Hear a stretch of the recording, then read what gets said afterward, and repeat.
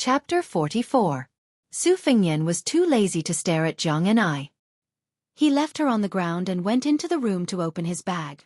Other than a large luminous pearl and a few sharp Guangdong Liao Wei, the rest of the books were thrown on the table and piled up like a mountain. Looking around, there was the Forbidden Villa's whale-killing sword, the two Zen temples' copy of the Vajra subduing demon fist, and the Southern Sea's largest Buddhist nunnery's Guanyin finger. There was a wide variety of more than 50 martial arts manuals. They all had one thing in common, which was that they were all top-notch moves of various sects and schools. Perhaps there was still a gap between them and the highest level, but for Su Fengnian to master even one of them was a magnificent feat. He didn't move all of them from the Tide Listening Pavilion because he wanted to learn all of them, but because he wanted to pick out one or two suitable ones from each manual.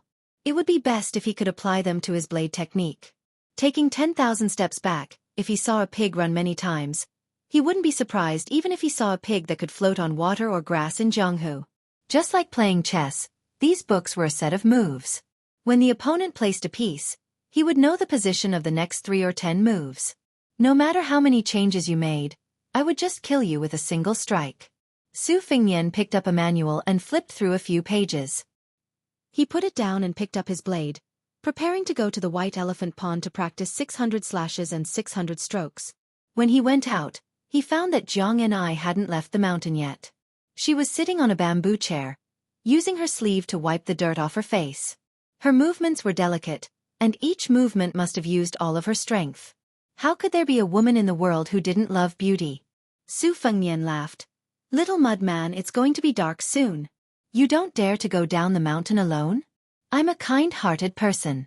I'll help you call a handsome little Taoist to go down the mountain with you. Zhang and I sneered. The Great Pillar State let me stay on Mount Wudong. I heard someone has already gone through the ceremony of becoming an adult. That's hilarious. Su Fengnian felt a headache coming on. Ignoring the mockery of the rootless grass, he frowned and said, Did Su Xiao take the wrong medicine? Zhang and I kept a straight face and didn't say anything. She stretched out 2 slender little fingers and slowly combed away the dirt and dust on her hair. Su Fengnian went to the forest to pick some herbs and threw them in front of the house. You stay here, he said. I'll go somewhere else. Zhang and I was indifferent. Like a clay bodhisattva, he remained motionless. He tilted his head and didn't even look at His Royal Highness as he meticulously cleaned up the battlefield. She would never touch that huge pile of herbs. Su Fengnian took the night-luminescent pearl and the hairpin to the cave of Xianxian Peak. He made a hole in the stone wall and inlaid the night-luminescent pearl in it. Suddenly, it was brightly lit. Su Fengnian, whose hands were bleeding, continued to wield his saber. However, he did not dare to cut under the waterfall. Late at night, he was already exhausted. He sat at the foot of the stone wall furthest from the waterfall and slept cross-legged. The saber never left his hand. Early in the morning, he woke up on time. Su Fengnian opened his eyes and saw Hong Shixiang squatting in front of the waterfall, holding water to wash his face. Su Fengnian had always been indifferent to this guy. He got up and practiced his slashing in the open space. While he was practicing his saber in an old-fashioned way, the guy who had been herding cows on the mountain for more than 10 years was studying the priceless heavy thorn wall in front of the stone wall. The round pearl in the bright area was green and translucent. When night fell, it would be as clear as the full moon. The one in front of Hong Shixiang was not known for its large size. The largest night-luminescent pearl in the world was still in the imperial palace. It needed 416 beauties to surround it. It was placed in the study of Princess Sui Zhu. The reason this emperor's most beloved daughter was called Princess Sui Zhu was because when she was born, Sui offered this huge night-luminescent pearl dug out from the foot of Mount Tai as a tribute. Su Fengnian seemed to have had the opportunity to own 2 Sui pearls, as long as he was willing to enter the capital and become the emperor's son-in-law. Su Fengnian did not have the opportunity to know whether the delicious cake was hot or not. In Bailiang Palace, this kind of low-level mistake could not happen because the maids in Wudong Garden were all gentler than the other. However, His Royal Highness was more certain than anyone that the roasted sweet potato was hot to the mouth, hot to the hand, and hot to the heart. The cave was humid and Su Fengnian was sweating profusely. It was very harmful to the body when the sweat mixed together. Su Fengnian did not dare to stay any longer. He carried the embroidered winter saber on his shoulder and picked up the famous Guangdong Liao Wei. This was the best quality purple rabbit hair. Rabbit hair was originally a hard hair. The north was stronger, but the Guangdong purple rabbit hair was worthy of being called the first hard hair. This kind of brush was most suitable for writing strong and square characters. The tip of the brush was like an awl and sharp like a knife. This was the real knife of the brush.